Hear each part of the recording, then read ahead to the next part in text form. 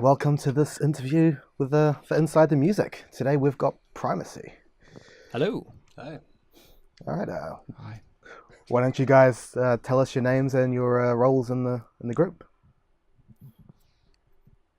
I am Jared. I play the rhythm guitar, and I am also the engineer for the band's recordings.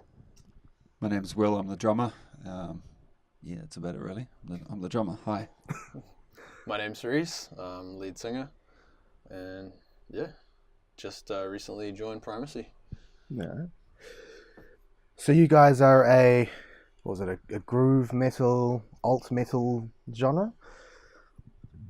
Yeah, I guess we're like a combination of everyone's different styles. So I think we've ended up being in a sort of a pocket that could be defined as that, I suppose. But we try to fluctuate out of that and not be quite so obvious, perhaps. So I guess so. Yeah, I suppose. You guess so? Yeah, sure. So what would be the big musical influences that do shape your music? Well, that's a difficult one because it's completely different for everybody in the band. Personally, I'm a big fan of, I guess, alternative kind of metal. I mean, I'm wearing a Deftones shirt, so Deftones is a big one for me. Also listen to a lot of different genres though, so quite a bit of hip hop stuff, ambient kind of music as well. So I guess it all kind of, maybe not the hip hop, but most of it makes its way into the music somehow. Will? I listen to a wide variety of music. My father introduced me to like a wide variety of music when I was a child. So, but I tend to listen to a lot of extreme music. But I also like hip hop and stuff like that as well from time to time. I try to listen to new music as well. Like when somebody releases something locally, I try to get it and listen to it and try to expand my horizons and try to stay current rather than getting stuck listening to Judas Priest, which is what I tend to do quite often. That's you. Yeah, I guess I'm sort of all over the map in a lot of ways. Like Jared says, lots of different styles of music, but I think vocally, I suppose Bring Me the Horizon and newer metal style like that is a big influence on me, and even older like Linkin Park and things like that. It's sort of brought me to love metal, and it's just grown from there. So a whole bunch of different stuff, really. Yeah, I'm looking forward to putting some of my influence on some of the new music that comes from the band soon. So basically just been trying to take over where it was left off with Jason previously. So He's been pretty busy actually recently because he's got to learn all the old tracks that had lyrics written for them, and we've got 8 tracks waiting that are already tracked to add vocals to those. So so he's got quite a bit of work on his plate at the moment. So he's pretty busy. Yeah. And undated. For sure. So these tracks that you've done already, were they tracked like after he started, but he hasn't worked on them, or was this written with Jason in mind? Well, Primacy was we'd always write stuff. We'd start with the guitars and the drums basically, and just like a rhythm track, and then I program up some drums and using Superior Drummer, for example, and then we'd distribute that to the band, and everyone would add their bits. So vocals was usually last on that. So he hadn't. I mean, we had sent a couple to him, but he hadn't really broached it to any significant degree. So they're basically raw.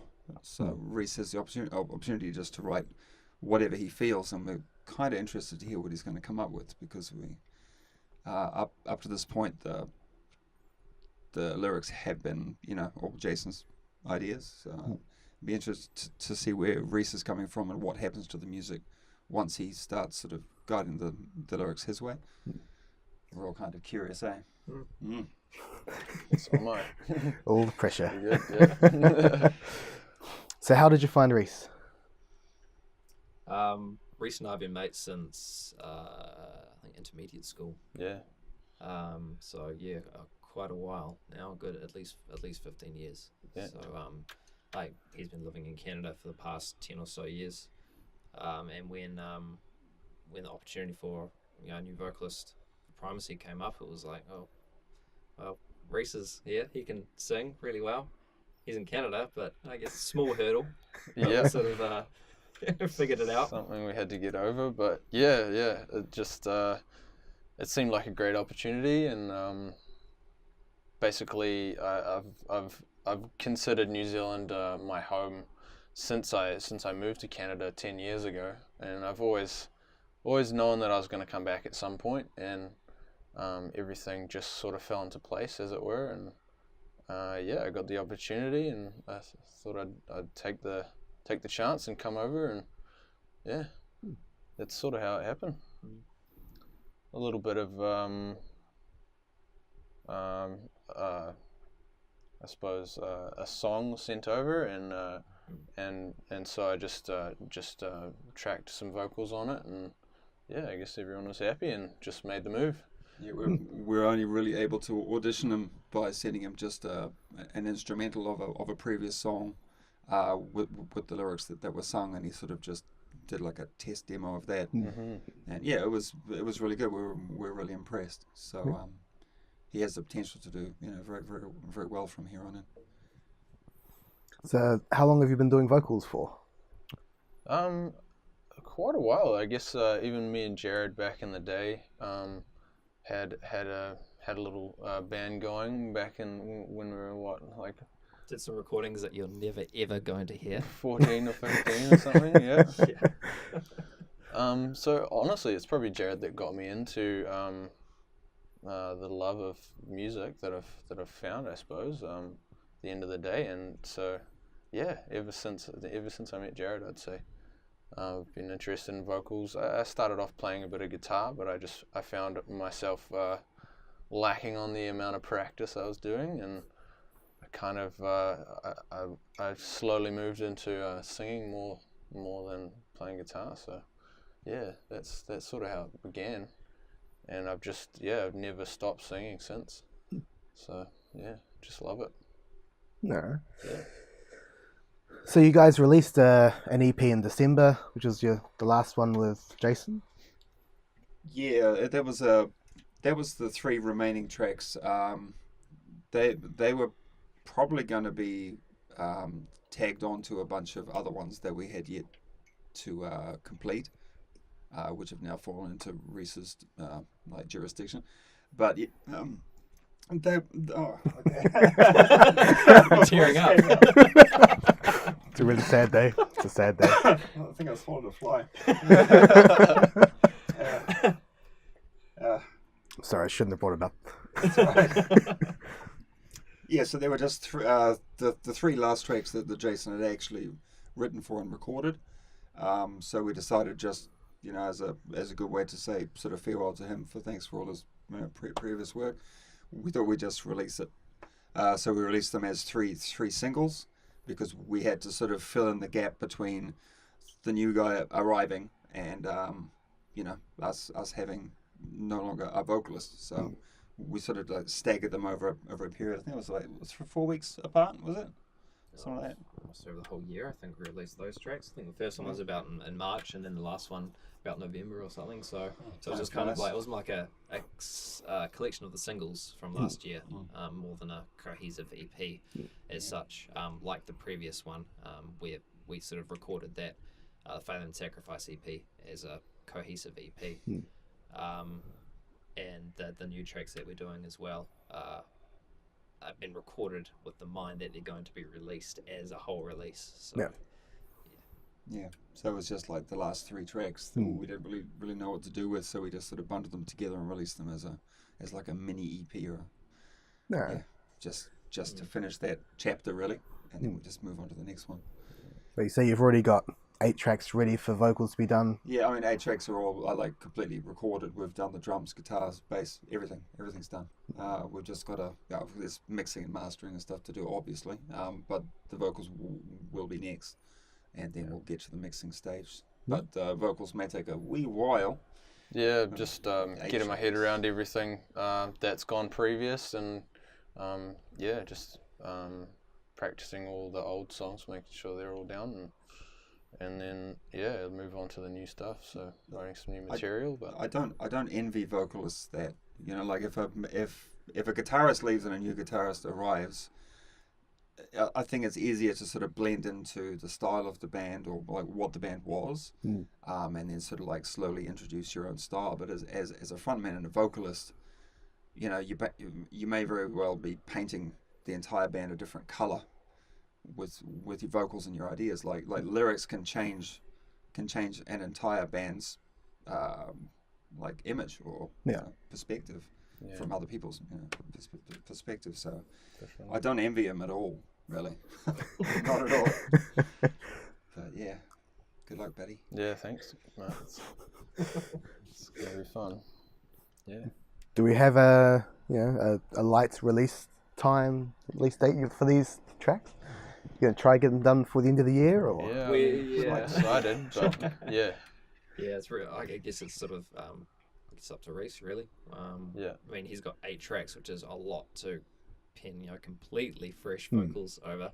Yeah. The idea with the tracks was to basically release them all individually, pretty much as singles, say about a month apart. Yeah. When that first one's going to be released, we're not sure. Like, we're hoping the first half of this year, all going according to plan. And then like domino style sort of start. Sort of one a month or one every 3 to 4 weeks, and then once they're all released, we'll release the whole album or EP as such. Yeah. It just gives each song its own attention rather than releasing an EP and having the 1 or 2 singles, and all those singles get the attention. You've got 3 tracks that you've worked really hard on, and they get completely ignored. So just with digital and the way people release music nowadays, it just seems a lot more logical to release them all individually. Yeah. It's going to be a singles band. The boy band. Not quite. So you guys have a gig coming up? Yeah, well, I mean, depending when you release this interview, will depend on which gig we're doing, I suppose. But yes, at this present point in time, we do have a gig next week, isn't it? Is it next week? Not quite. 7th of April at Ding Dong Lounge will be our first gig back. Yep. Save me. And then 14th of April, we're playing the Tauranga Tattoo Festival as well, which will be a good one. Yeah, the boys are going to get some sick sleeves. Paid tattoos, yeah. Yep, sounds good. Sure. So yeah, that's all we've got on at the moment, because we've just been focusing on, practicing with this guy and trying to, set some time aside to be able to work on the actual releases as well. Yeah, that's kind of a priority at the moment, really, getting everybody up to speed. Yeah. So these songs you recorded, I assume part of it was recorded in here? Yeah. We were actually going to record all of it in here at. That was the original plan, but of course we'd never really recorded in here before, so we needed to test out whether it was going to work. Jared was the sound engineer and I was the drummer, obviously, so we set up my kit pretty much here, exactly where we are, and started recording, and the drums sounded great, but then we tried to record Adrian's guitars. There's Adrian standing over there, but it didn't work for guitars. It was real muddy and it's got a lot of soundproofing and such. So it's also the middle of summer, in the middle of that big sort of heat wave we had, and so we sort of set the guitar amps up, all the tube amps going, locked ourselves in here, and about 10 minutes later, just completely covered in sweat and just like, this is not going to work. So we ended up tracking all the guitars at my studio at the time. So it's a bigger room and it was a lot more comfortable as well. Got a bit of room sound for the guitars as well, which was nice. So, sounds good too, I thought. Yeah. Yep. So it worked out for the best. Yeah. But for drums, this room was definitely good, I thought. Yeah, fully soundproof, so we can sort of play anytime, which is nice. Yeah. It can be a little bit of an issue with home studios. Hours at a time, over and over again. Yeah. Just trying to nail that little bit. Sweat. It's just. So this is where you have all your band practices as well? No, this is just my drum room. I smash drums in here about an hour a day. Yeah. Just so I don't become ridiculously bad. It's Will's private dungeon. Yes, it's my private dungeon. Welcome. It's a one-way door. No one can hear Oh. you scream. But we also have a storage room that's set up as a practice space. So we have our gear there and practice hard out there. So this is just my room. Welcome. Thank you. So you said your dad got you into a lot of music when you were younger. So is that what got you into playing instruments? And Yeah, I don't know. I don't know if that was the reason why I just or like found myself playing music, but yeah, when I was about 2, I used to always ask my dad to put Black Sabbath on. I would ask for the Coughing Man. I'd say play the Coughing Man, and it was it was Sweetleaf. He does that coughing thing in the beginning. And I was also into Jesus Christ Superstar. Apparently, the musical was another one that I loved.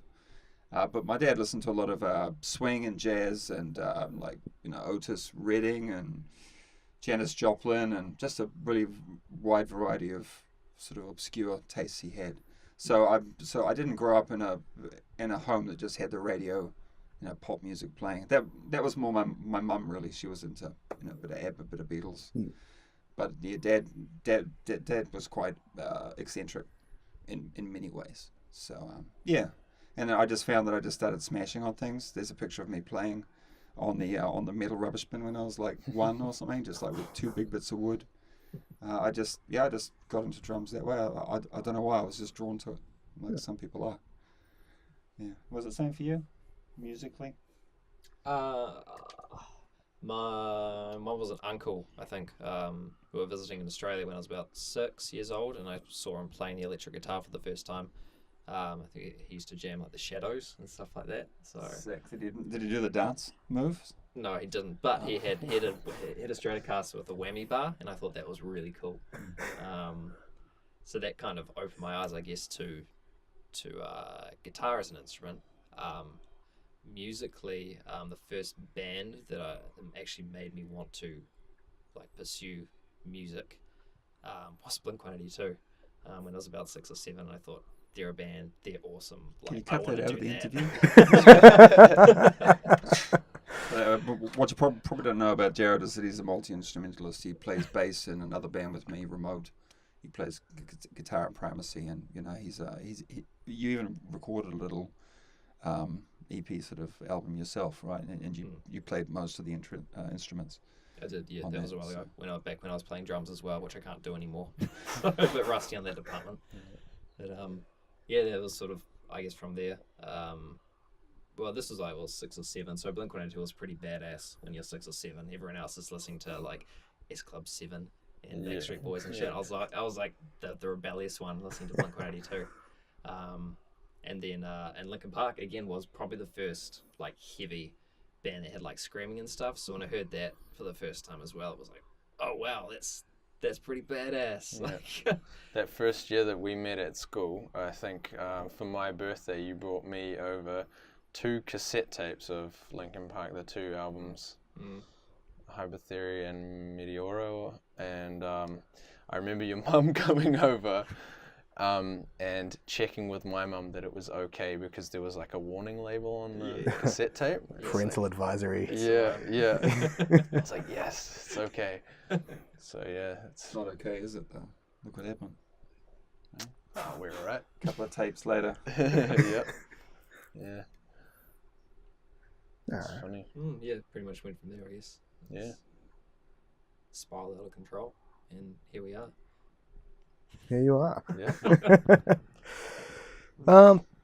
Yeah, so that's pretty much all I've got to say. You've got, 8 tracks waiting for vocals to be released. You've got 2 shows coming up, brand new singer. Anything else you guys want to say?